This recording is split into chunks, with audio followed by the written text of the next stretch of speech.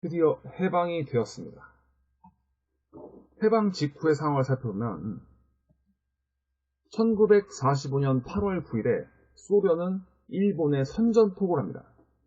그 이전에 말씀드렸듯이 소련과 일본 동맹관계였고, 그래서 동맹관계였기 때문에 소련은 독일, 유럽 전선에서 독일과의 전쟁에 집중할 수 있었습니다. 일본 역시 소련의 그 위협으로부터 소련의 위협에 대한 그 염려를 하지 않고 이 중국과 미국을 상대로 전쟁을 벌였습니다. 그런데 8월 9일 동맹기간이 종료되자 소련은 일본에 선전포고를 합니다. 그리고 8월 11일, 1980년 8월 10일에 한반도 북부 지역, 그러니까 북한 지역으로 소련군이 들어오게 됩니다. 당시 소련군은 어차피 이들도 점령군입니다. 점령군이기 때문에 당시에 무고한 민간인들을 상대로 많은 피해를 입혔던 기록들과 증언이 남아있습니다. 소련이 한반도 북부로 진출하니까 미군은 급하게 소련에 한반도 분할 점령을 요구하는데 그 경계선이 38도선입니다. 북이 38도선. 그래서 38선이라고도 부르는 것이고, 그리고 미국은 9월 8일 인천을 통해 한반도에 상륙합니다. 그리고 다음날 9월 9일에 조선 총독부에서 항복문서 조인식이 열리는데, 자, 우리가 여기서 잊지 말아야 합니다. 일본의 항복은 미국이 받아낸 것이지 대한민국 임시정부가 받아낸 것이 아닙니다. 이게 공식적인 거고요. 실제로 일본도 대한민국 임시정부에 항복했다고 생각하지 않았어요. 당연히 일본은 한국인의 눈치가 아니라 주로 미국의 눈치를 보는 방향으로 점차 변모하게 됐는데, 아무래도 이것 때문에 한반도의 상황, 그리고 여러 가지 상황들이 우리에게 불리하게 적용됩니다. 그럼에도 불구하고 조선건국준비위원회가 활동하게 됩니다. 8월 15일 아침 7시, 이미 이때 당시 8월 15일은 낮 12시에 일왕이 항복 선언을 방송하기로 되어 있던 그런 이미 다 결정이 되어 있던 상황이었고, 총독부는 미리 여운형을 찾아가서 일본인들의 안전한 귀환을 요구하면서 협상을 진행합니다. 여운형은 서울의 3개월 실량을 확보하고 정치적 운동 불간섭을 조건으로 이 협상에 응하고 그때 당시까지 있던 건국동맹을 건국준비위원회로 확대 결성합니다. 여기서 3개월치 식량을 확보하라고 했던 이 요구는 뭐였냐면은, 이 식량이라는 거는 아무래도 전쟁 상황이었기 때문에 당시의 여러 가지 치안 유지나 민심 안정을 위해서도 굉장히 중요한 요소였습니다.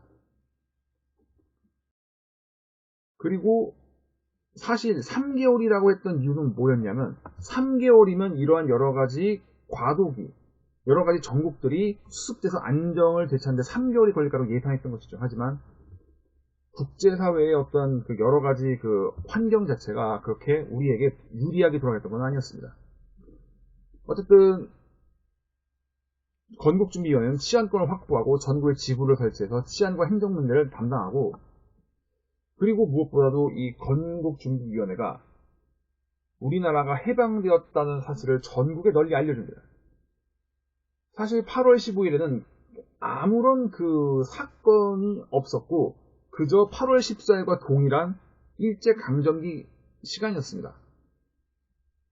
서울에서야 당연히 일본어를 알아듣는 사람들이 일본 일왕의 항복 방송을 듣고 우리가 해방되었다라는 것을 알았지만 8월 16일 건군이 방송을 해주기 전까지 모르는 사람들도 많았습니다. 그리고 8월 15일 그 다음인 8월 16일에 건주는 서대문 형무소를 가서 거기에 투옥되었던 독립투사들을 석방시킵니다. 그들이 석방되는 것을 보고 나서야 비로소 정말 우리가 해방이 되었고 일본이 패망했다는 것을 피부로 느끼게 됩니다. 근데 문제는 한반도 상황에 대해서 전혀 아는 게 없었던 미군. 당시 메가더의 부하 중에 하지라는 사람이 있습니다. 이 사람이 이끌던 미군 제24군단이 한반도로 이제 주둔하게 되는 결정을 받았는데, 이 미군이 건준의 경찰권 방송국이 관련된 그런 권한들을 다시 총독부에 넘겨버립니다. 미군이 원했던 거는, 정보가 아무것도 없던 이 상태에서 미군이 원했던 거는 자신들이 관리하에 자신들이 안전하게 한반도 상황을 관리하는 거였지, 우리 민족의 염원 이런 거에서는 전혀 신경 쓰지 않았습니다. 왜? 아는 게 없으니까. 이후에 건준이 조선인민공화국을 선포를 하는데, 우익 인사들이 이에 반발하면서 건준에서 이탈하면서 그 영향력은 9월 1일 기점, 1945년 9월 1일 기점으로 해서 크게 약화됩니다. 당연히 조선인민공화국은 미국에서도 인정하지 않았죠. 그렇지만 해방 바로 직후에 여러 가지 역할, 치안과 행정 문제를 담당하면서 질서를 유지하고 안정화시켰다는 것에 대해서는 굉장히 큰 의미가 있습니다. 물론 친일 역적들은 이런 건준에 대한 얘기를 싹 빼놓고, 해방되니까 불안했다, 정세는 그 한 치 앞도 내다볼 수 없다, 이런 식의 어떠한 왜곡을 하게 되죠. 자, 미군정 시기가 이제 시작되었습니다. 그러니까 우리나라의 미군이 상륙하고, 그리고 48년 정부 수립이 8월 15일 정부 수립이 될 때까지 이 시기를 미군정이라고 이렇게 부르는데, 정말 한반도에 지냈던 미군은 전혀 한반도에 대해서 아는 게 없었고, 그저 총독부가 주는 왜곡된 정보를 바탕으로 한반도 상황을 판단했습니다. 총독부는 굉장히 얍삽하게 계속해서 미군을 부추깁니다. 어떻게 부추기냐면, 소련이 북한 지역을 점령하고 있는 것을 이용해서 공산주의자, 사회주의자들이 지금 한반도에 바글바글거리고 있으니 이들이 언제든 소련에 협조해서 위협이 될 수 있다는 시그널을 계속 날립니다.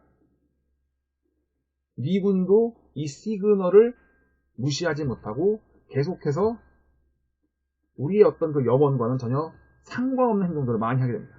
그래서 한반도 치안을 유지하는데 과거 친일 역적들이었던 인물들이 다시 준용됩니다. 이건 메가더 포고령에도 나와 있던 그런 내용이기 때문에 친일파 척결이 당장 되는 것도 아니었죠. 그래서 여전히 이것 때문에 친일파 문제가 해결되지 않았고, 우리 사회에 많은 어떤 그 숙제들을 안겨줍니다. 그에 비해 소련은 한반도 사정을 제법 상세히 알고 있었습니다. 그래서 미군처럼 직접적으로 뭔가 개입하진 않고 인민위원회라는 조직을 통해서 간접적으로 통치하는 방식을 택했고, 그래서 빠르게 안정적으로 북한 지역을 장악해 들어갑니다.